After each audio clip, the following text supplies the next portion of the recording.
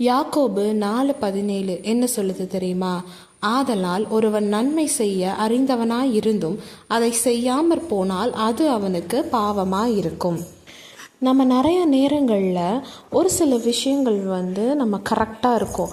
இந்த தப்பு நம்ம செய்யக்கூடாது, இந்த தப்பு நம்ம செய்யக்கூடாது அப்படின்றதுல நம்ம கவனமாக இது நம்ம செய்யக்கூடாதுன்னா அது செய்யக்கூடாது, அது பைபிளுக்கு படி புறம்பானது அப்படின்னு நம்மளுக்கு தெரியும். அதனால் நம்ம செய்யக்கூடாது அப்படின்னு சொல்லிட்டு நம்ம அந்த விஷயத்தில் கவனமாகவும் இருக்கும், தெளிவாகவும் இருக்கும். ஆனால் நன்மை செய்கிறதுல மட்டும் நம்ம என்ன பண்ணிடுறோம், மிஸ்டேக் பண்ணிடுறோம். ஸோ யாராவது நம்மக்கிட்ட உதவி அப்படின்னு கேட்கும்போது ஏதோ ஒரு தயக்கத்தில் முடியாதுன்னு சொல்லிடுறோம். இல்லை அந்த நேரம் நம்ம என்ன நினைக்கிறோம் தெரியாமல் நம்ம முடியாதுன்னு சொல்லிடுறோம். ஸோ அந்த விஷயங்களில் நம்ம கவனம் செலுத்துறதில்ல. நன்மை செய்கிறதுல என்ன பண்ணுறதில்ல, கவனம் செலுத்துறதில்ல. மற்ற எல்லாத்துலேயும் நம்ம கரெக்டாக இருக்கும். கரெக்டாக பைபிள் வாசிக்கணும், ப்ரேயர் பண்ணணும், ப்ரேயர் பண்ணாமல் நம்ம வெளியே போகக்கூடாது, பைபிள் வாசிக்காமல் வெளியே போகக்கூடாது.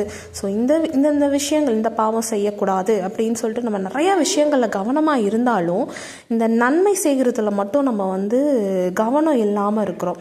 ஸோ ஆண்டவர் இன்னைக்கு அதான் நம்மளுக்கு உணர்த்துறாரு, நம்ம நன்மை செய்கிறதுலையும் கவனமாக இருக்கணும், இல்லாட்டி அதுவும் நம்மளுக்கு என்ன இருக்கும், பாவமாக இருக்கும் அப்படின்னு சொல்கிறாரு.